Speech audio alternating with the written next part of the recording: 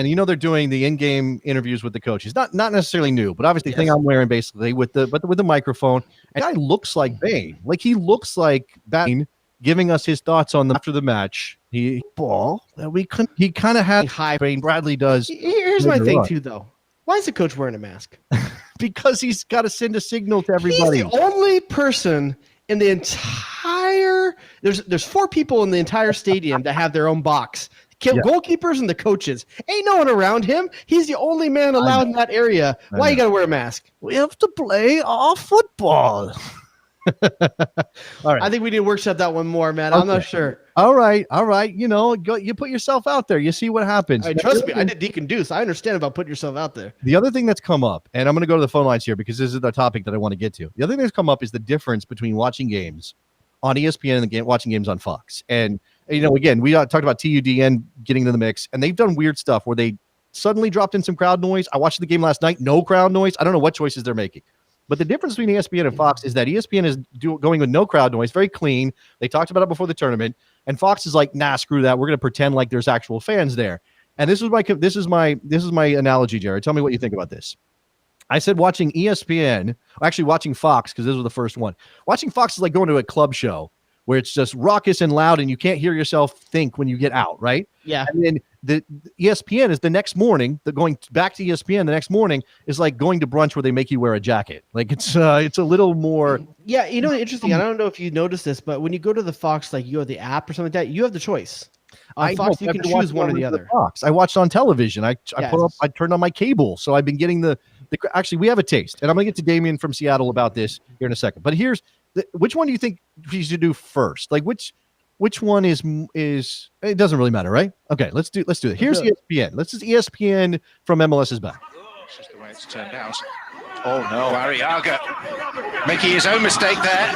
And Beric all the way. And defensive shortcomings of Seattle lead to the Slovenian Robert Beric firing the fire in front against the champions. Golf clap. John Champion, golf clap. It's very nice. It's refined. It's John Champion. Coffee shop snaps. It's John Champion's English, delivery. It's very, very. And then honestly, it sounds like I'm listening to college soccer. Okay, that's the sounds of college soccer, right? Fewer fans, right? Here's Fox. So this is John Strong and Fox. Blessing up in the air with the pump fake. Now the shot is Homegrown player for the Houston Dynamo. Yeah, there's beer being thrown into the air.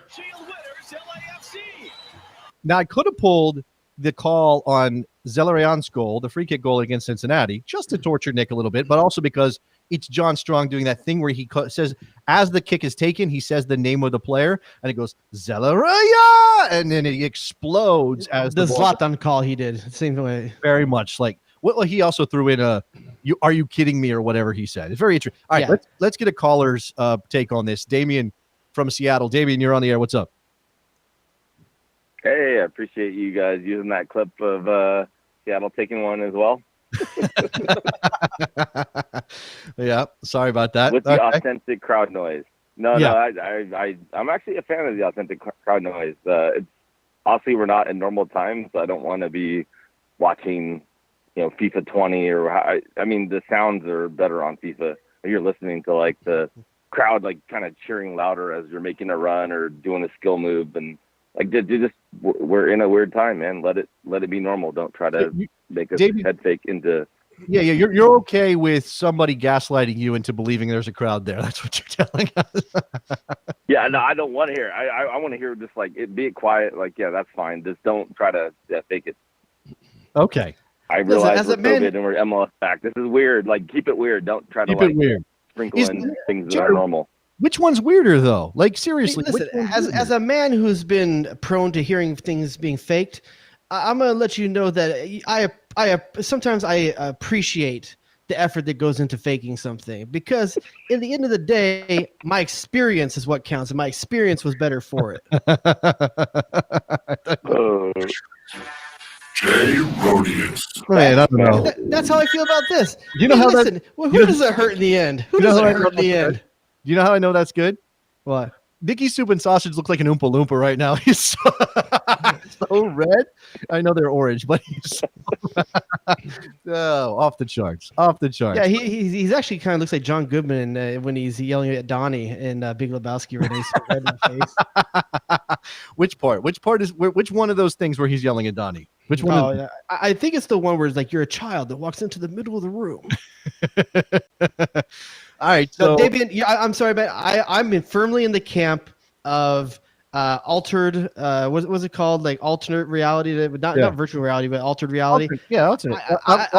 Augmented reality. Excuse me, augmented reality. I'm firmly in the camp that, and I didn't know that I would be ahead of time. I honestly didn't, but the Bundesliga at first is the first thing that made me feel different because I saw both games there. I was like, you know what?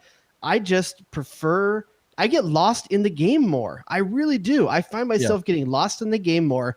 And the only reason I would want it to be without the augmented reality is if they weren't on a delay.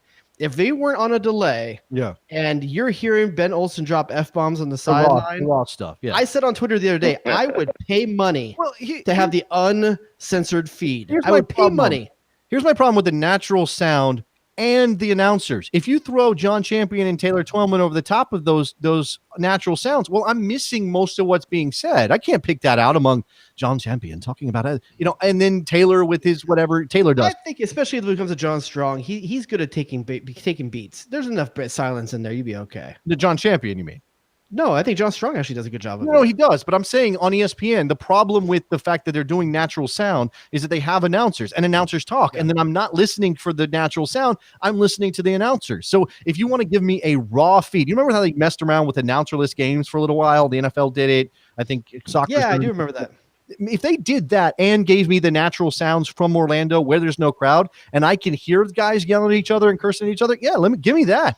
Yeah. By the way, there's been another goal in the Vancouver San Jose game. Well, this is Mickey Soup and Sausage's job, so you're really. I just happen to have it in front of me. You're stepping on him. All right, go ahead, Nikki. Oh, he doesn't know about it. Were you throwing it to me? I knew there was a goal, but I wasn't going to interrupt the caller. Damien, you guys were having a spirited discussion about it's a real-time environment. I missed the goal. I saw the replay. It was poor defensive play by San Jose, who you thought was playing really well, and now you're looking bad because they're down 2-0 to Vancouver. Not really, because I picked Vancouver to come out of the group. But you're telling me you don't want to tell a Seattle fan that his arch nemesis just scored again? They don't care about Vancouver. They care about Portland. I know that's really true, isn't it? Come on, David. They pat Vancouver on the head and say, "Run along, little white." You ain't worried about Vancouver and Seattle, right? For the record, I think I'm hearing crowd noise pumped in on this broadcast on Twitter. Okay, all right, Damien, go ahead. No, I was just gonna say, I don't mind if Vancouver wins. They're not that kind of rival. I kind of want them to do a little better just because I feel bad for them and.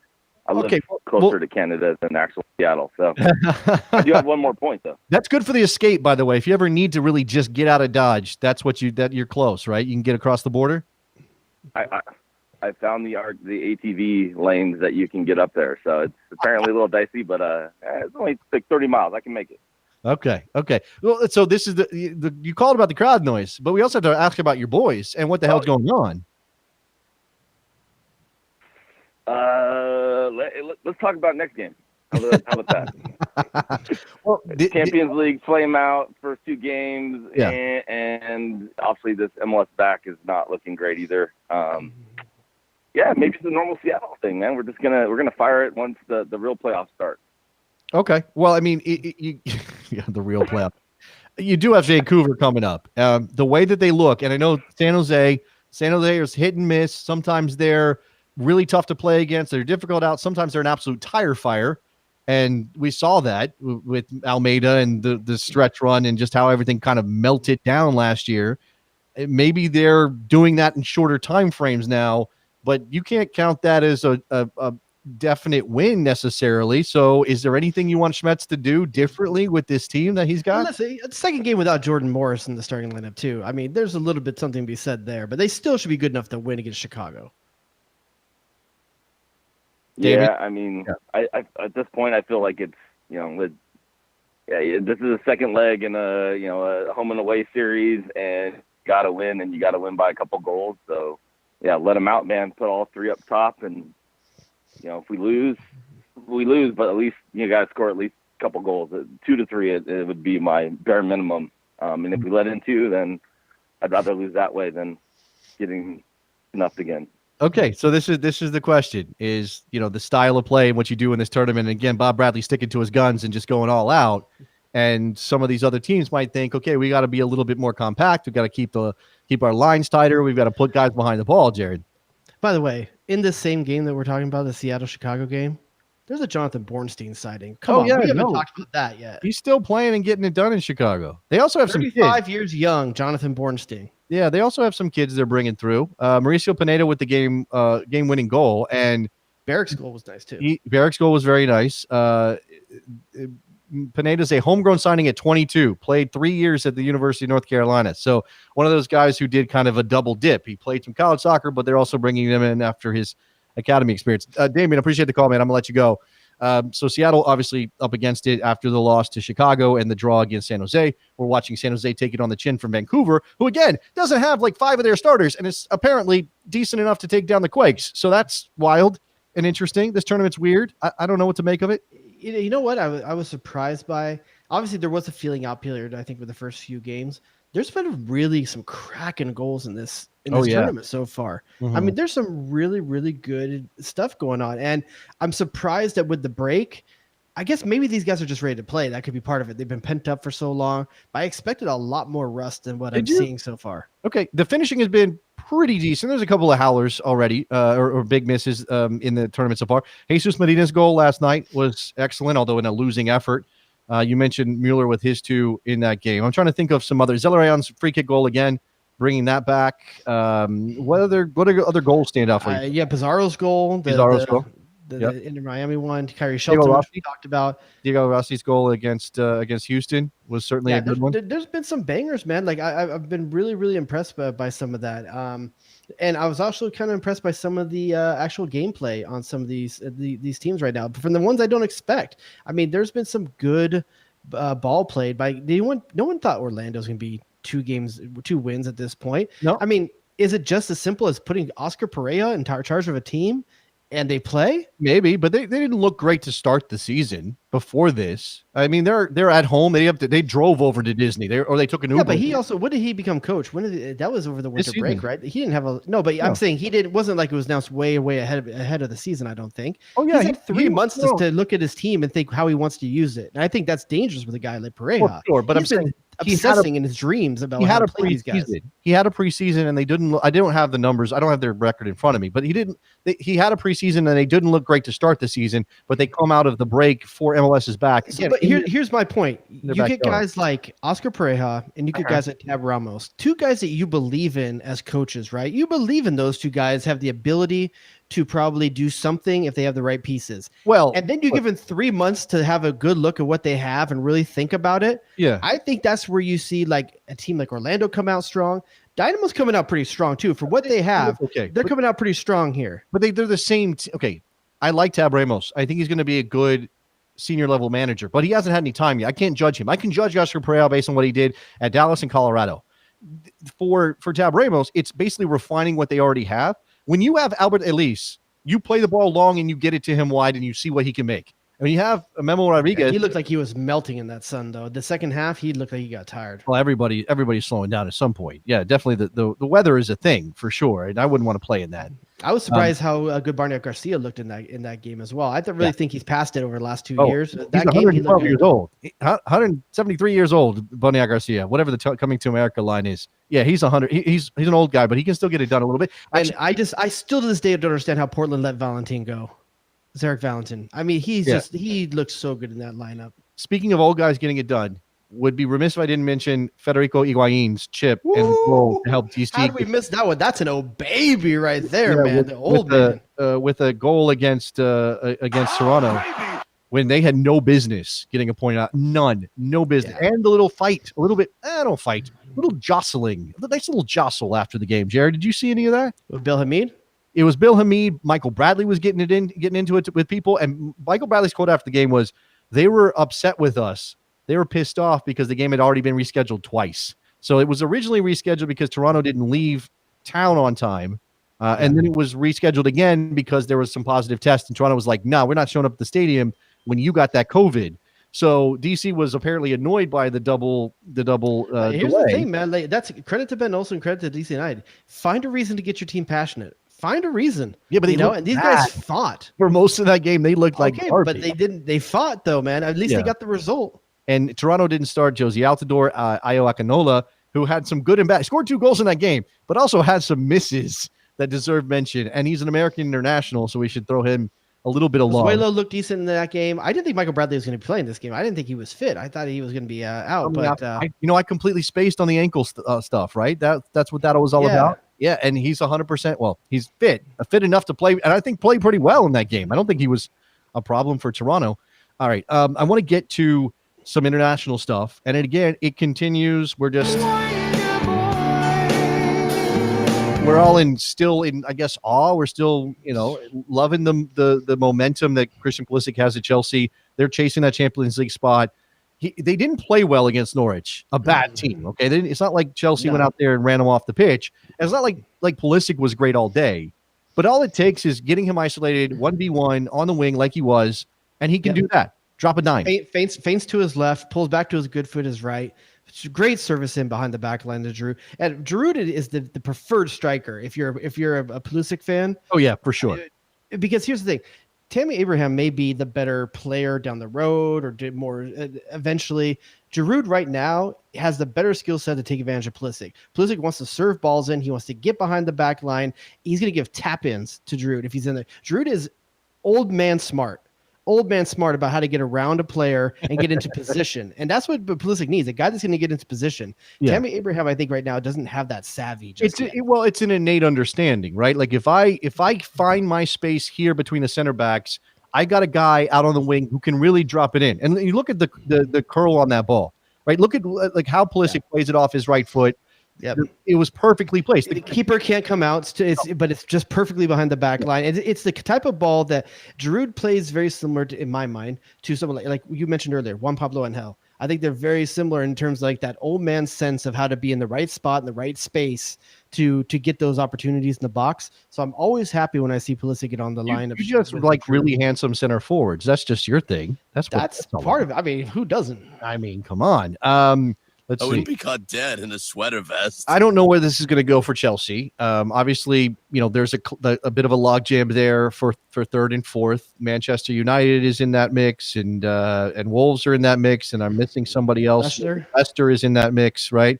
So but obviously Pulisic has continued to show his worth for Chelsea. He's continued to rise in estimation around the world. Every week, I read an article, Jared, where so and so says Christian Pulisic will be world class, and I don't even know what world class means anymore. It's completely lost all meaning. Would you say, I was having this thought to myself watching him just yesterday with Norwich. Would you say that he's a top 20 player in the world right now? Oh man, that's no, I don't think so. Since the break. That's a month and a half, 2 months now. Yeah, it is. I'd have to go look at some numbers. I mean, you have to consider that Germany is already done. So you're going to throw a couple of guys. You're going to throw Holland in there. You're going to probably throw Lewandowski in there. I'm missing like 5 or 6 midfielders who could be certainly mentioned. There's guys in Italy who I just don't watch who are tearing it up right now. So, I mean, Paulo Dybala and everybody. So I don't know. I don't think if you talk pure wingers in his position, maybe under 25, sure. Top 20 in the world since the break. Well, I think under 25, he's probably top 10, to be honest with you. Okay. Well, then fair enough. I mean, but he is also. And I think 3 of those others also came from Borussia Dortmund. Yeah, probably. And they just signed another young talent out of England. So they're just going to continue to grow. We talked about Chelsea and maybe a little bit of concern over the amount of talent they're going to bring in, whether it's Werner, whether it's Ziyech, whether it's. I'm not worried about it. I think that's all complementary talent, to be honest with you. No. I don't think I think he's first on the team sheet right now.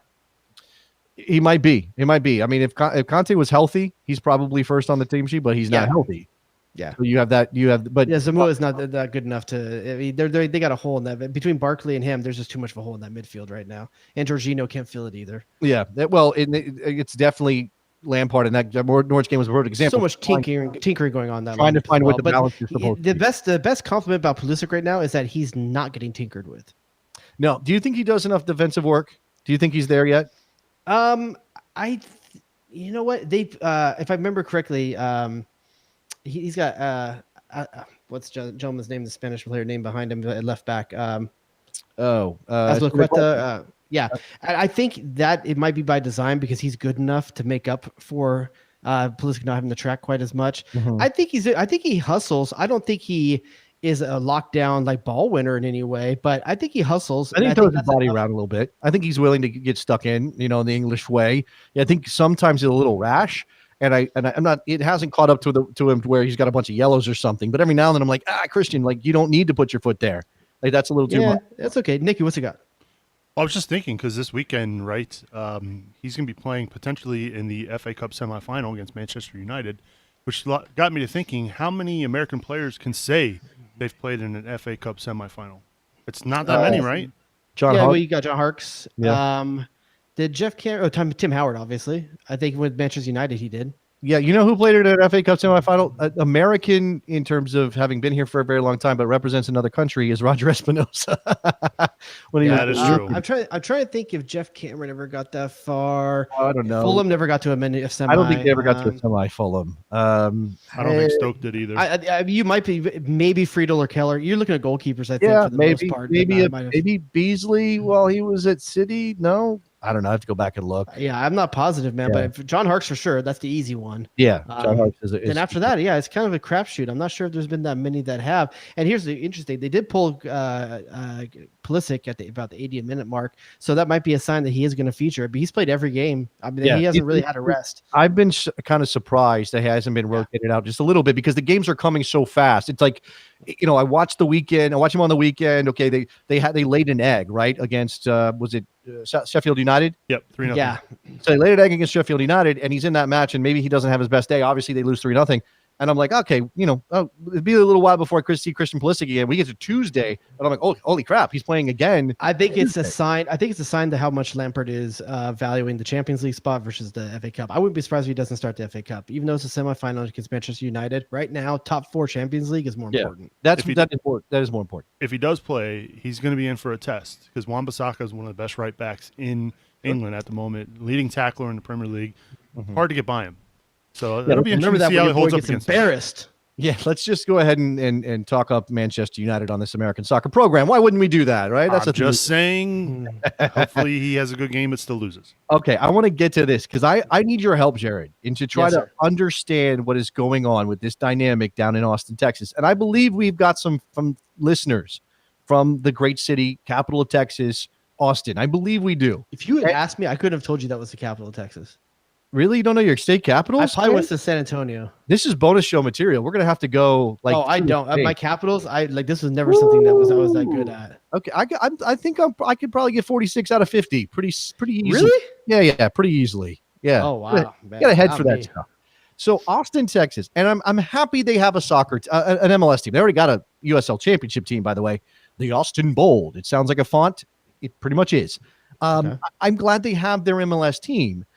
I obviously was on the side of the Columbus Crew fans who were like, don't take our team away, you giant jackass. Like, you can't, that's not a cool thing to do, Mr. Precourt. Why did you carpetbag your way in here and want to steal our team for Austin because you want to be cool? I still believe the number one reason Anthony Precourt wanted to take his Columbus Crew to Austin, Texas is because he wants to be cool. He wants to be in Austin where all the cool people are. I get it, man, but that's not the way to do it. No. So I was on the Columbus side, but I'm happy for Austin to have a team and Columbus to keep the crew. So tell me why, in the most recent renderings of their beer hall, of their, sterile, very industrial aesthetic, you've been in these places, right? Every place looks the same. There's no real flavor to it. It's benches and it's exposed beams and it's the exposed light bulbs and stuff like that, right? Yeah, kind of industrial. Very industrial. Why in the renderings of the bar area in one of their new parts of the stadium that they're building, why on the screen does it show, and Nick will love this, why does it show the 2017 U.S. Open Cup match between the Columbus Crew and FC Cincinnati that Cincinnati won 1-0? Why does it show that? I have two answers for that. Okay, I'm listening. First, this rendering might have been made when Columbus Crew was still expecting to go down there. They've been sitting on this rendering for a year and a half. What are you talking? Or a year? Maybe. I mean, they started doing this planning way back then, and it was supposed to be. You're acting like renderings can't be changed. Like somebody couldn't go. I honestly don't think anyone really ever cared. Also, the other option is someone just literally Googled MLS and took an image from it. Someone who has no idea about the sport. He's 100%. You're telling me that a rich mother effer like Anthony Precourt went to some intern and said, "Hey, I need to make sure that you put a Columbus Crew image in this screen." You think he's that micromanaging petty? It doesn't have to be Anthony Precourt. It could be somebody who came with the Columbus Crew PSV group down to Austin. It could be somebody who worked for this team. It could be a team president. It could be somebody. It could be Josh Wolf, the bastard. I don't think Josh Wolf would do that. I think Josh Wolf's got way too much class. A nice guy, that Josh Wolf. I'm not saying that Anthony Precourt signed off on it, but and here's the other thing. Let's imagine a world in which Anthony Precourt was like, haha, we're going to stick it to the Crew fans. Let's have a picture of them show them when they lose to Cincinnati. Who owned the Columbus Crew when they lost that U.S. Open game? Kind of a self-own. What the hell, man? I don't understand. It's like slamming your own Johnson in the door, man. It doesn't make any sense. Which is all the more reason why it doesn't make sense that they actually was a choice. I think someone just literally put an image of MLS on the screen. There are a billion images of American soccer of MLS. Here's the thing. Austin literally doesn't have any images of themselves to use. So what would they use? Okay, pick any different game, any other game in the world, Jared. Why not? Like it just doesn't make any sense. And it's again. Okay, someone might be trolling, but I don't think it's Anthony Precourt. You really and here's the thing. And here's what I like it. I'm gonna tell you why I like it. Yeah. Have some effing rivalries that are real in this league. Oh, we got all these manufactured rivalries. The fact that that your team is located 20 miles away from another team isn't an actual rivalry, but because they took a shot, because he nearly stole the Columbus Crew. But it's not a rivalry on the first game. Here's the there's actual like hate between these teams now, and I like it. No, there's hate. You told me that. Hold on. Let me ask, and again, Austin fans, if you are listening to the sound of my voice, please respond to us at JD and the Rod or hit us up. We got the phone number 717-727-BEST. You can leave a voicemail. Explain it to me. Are you supposed to, as an Austin fan, just fall into this rivalry with Columbus because your owner nearly stole their team? How does that build a rivalry? I think the national rivalry is with Houston. I think that's what it'll end up being. But you're obviously somebody's trying to make something happen here. And again, Columbus fans hate Austin. I understand that, right? But are Austin fans supposed to pick up the mantle of their jackass owner who nearly stole the Crew? Like, are they supposed to be like, yeah, let's go back Anthony Precourt. He nearly stole their team. He's our man. Now we hate Columbus. Like, I think it only takes one game for them to get on board, because when they see the hate that Columbus Crew fans are going to put towards them in that first game, it's on. So it's going to be on. You're saying that the response to hate must be hate. That's what you're trying to tell me. Yeah, it doesn't have to be, but it makes it more entertaining for me as a neutral. Well, yeah, I want it to be wild and weird too. No, to go back to your point about rivalries, you're going to point out my team.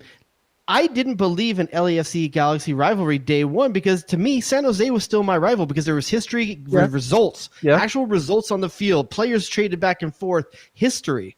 Yeah. I still think that is the bigger rivalry, but the LA one is present and current, and it has my attention right now. But I still think the San Jose one is the natural rivalry. Well, you're just an old school MLS guy. Like, I get it that there's history there, and there's we have a goal.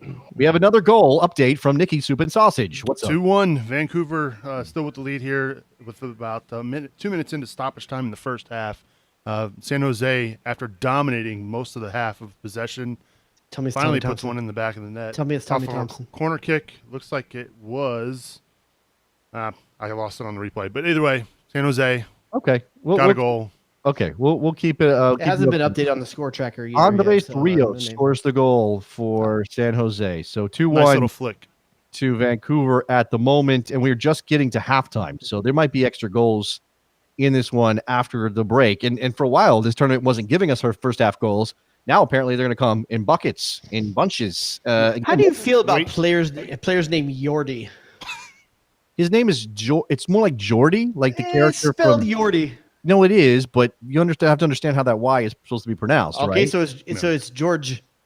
No, it's Jordy. It's more like George. You can't have a Y on the front end and a Y on the back end doing two different things. That's chaos. They do different things. That's chaos. That's how language works. Do you not know how? So, by the way, not only is it Jordy, more like Jordy than Yordi, although we can't. Like LaForge? Yes, exactly. That's what I'm telling you. Also, it is Jimmy Chara or Chara. That one really bothers me. That one really bothers me because on his back of his jersey, it's Y Chara. And so I just make it a J for God's sakes. Help us out.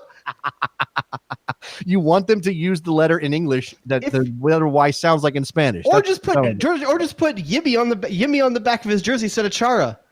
You want him to say Yimmy, but it's not Yimmy, by the way. I know, but phonetically. But here's don't even put Chara on the back. Just put Jimmy. It's also Chara, technically speaking. Oh my Lord, I hate so much about who you choose to be. No, why? Why does that bother you? If the man's name is Chara, you should say it Chara. But Chara. Why not? Why wouldn't you try to say? If I said Jared Du Bois, would you? I know that used to be the way, but would it bother you? It would bother you. It happens. It happens all the time. I don't correct most people that do it. And by the way, the majority of the time, my name is mispronounced Dubois. Dubois. I get Dubois more than anything. Okay. All right. Nobody messes up my name, but occasionally, and I think I've told this story. Super vanilla. I know I got the whitest name in the world. I occasionally what used to happen when I would travel with my wife is she would book the hotel, usually because the government was paying for it, and I would like go to the front desk to get something. I need to get an extra key or something, and they would say, "Yes, Mr. Valentine, how can I help you?" And I'm like, "Are you going to go that direction?" Did she take your name, by the way? No. Why would she? No, I don't need that. I don't know. No. That was never. Here's the thing. You say it like that, but my wife was happy to because she hated her last name. Okay, well that's so some women were looking forward to it. No, there was zero. Are you going to go with the Valentine? I'm not changing mine. I mean, I guess I could do that. Like, I could be like think how much more flavor you would have. Jason, like Morgan, or I could be like Julie Ertz. I could have a professional.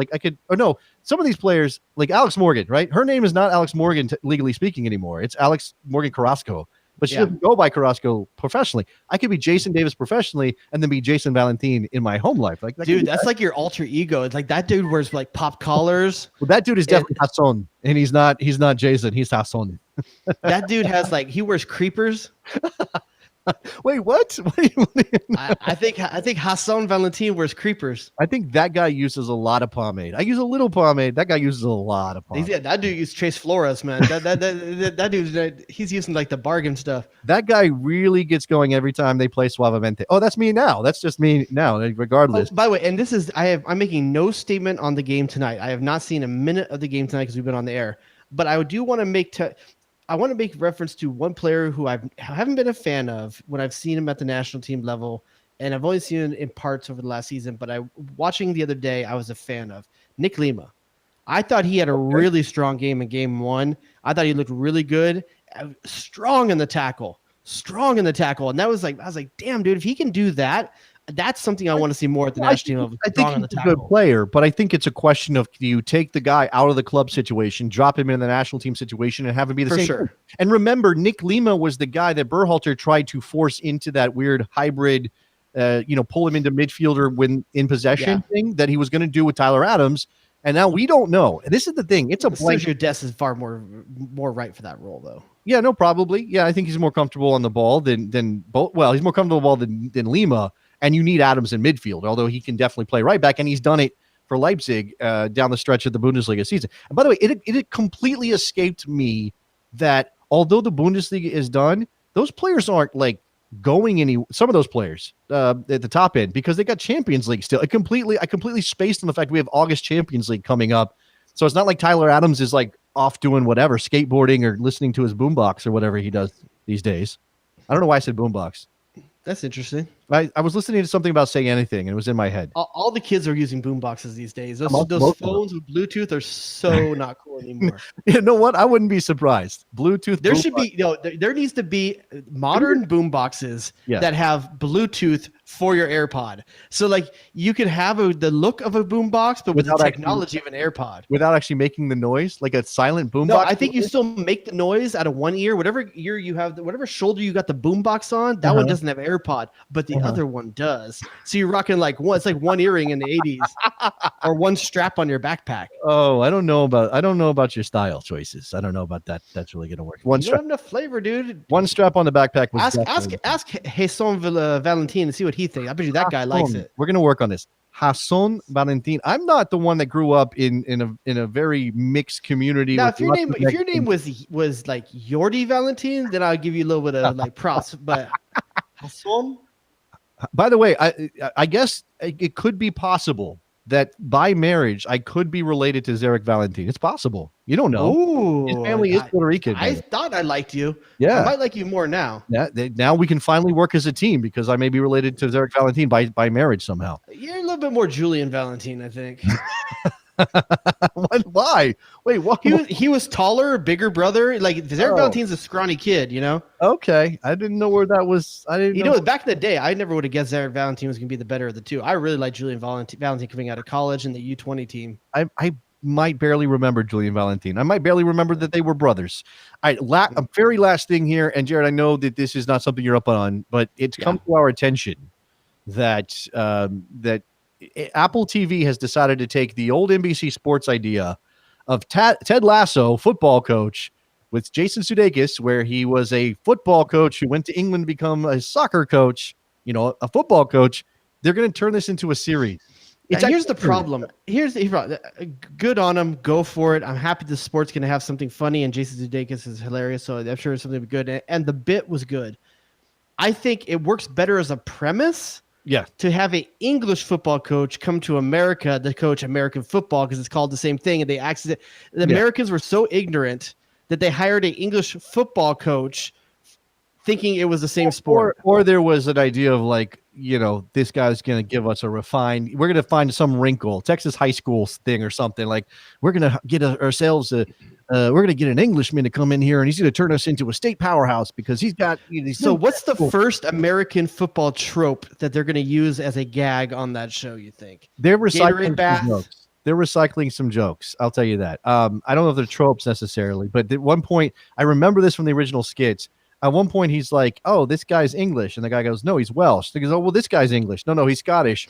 And he's like, "What countries are those?" They're like, "This country." You mean there are 4 countries in this country? He uses that same joke. That's pretty good. I like. It's not a bad joke. It's just I'm like, I wanted them to score a goal, and he says, "How many points is that worth?" I think that something like that happens. I think obviously that comes up again. I like Jason Sudeikis a lot. I just think this is really stretching the premise. For me, it's all going to hinge on who the showrunner and the writers are. Now, I hope Apple spent the money for it. At the same time as I expressed some possible concerns with this, we definitely want Jason Sudeikis to come on the show and talk about it for 100%. Come on. Where's that? Let's get Jason Sudeikis on this show and ask him about being a football coach in England in this show. All right.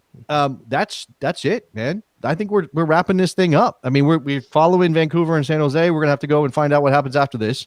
Anything else for the people, Mr. Dubois?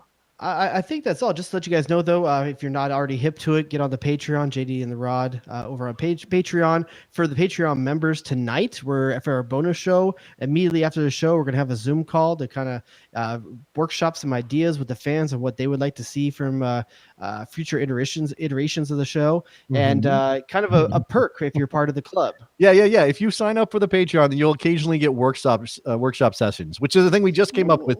Well, here's the thing, though. What do you think? You get a say in what we do. We want to know. I want to give them behind the scenes of what the thought process is and what makes this show, and also give them. They might have some better ideas than we do. Ideas on what we do. Sure, why not? Absolutely. Okay. Again, Patreon. Go to iTunes, ratings and reviews. Those things are important. They help us out. I haven't checked recently. I think we were at 170. I don't know. Maybe in the next week we can get to 180 or 185 or 200 or 500. I don't know. Let's get a campaign going. If you've already, this is what I really think people should do. If you've already reviewed, go sign up with a different email and get a second account and review us again. That's what I'm not above that. I'm not above that either. I've said do it 3 times. Thank you. Do triple dip, not double dip.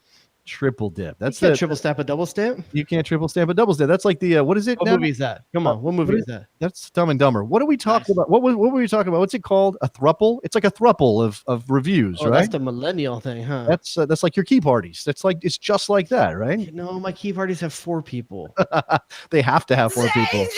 Yeah, otherwise, someone's left out. Yeah, I mean, then you just have a pyramid, and those. Otherwise, I'm just in the corner crying. All right, that's going to do it for us here on the program. Thank you very much for watching, guys, listening, whatever you did. Check us out. We'll be back next week, and we'll talk to you guys then. Bye. Only the best. Get to the chopper! Danger zone! Damn, dog, that's inappropriate, dog. Inappropriate. The horror show. Yeah? So feel respect for the game. Don't nobody go in the bathroom for about 45 minutes. Duh and or hello. You got to coordinate. Who asked those questions? Oh, baby. The horror What show. are we doing? Michael freaking Oscar Fiscal.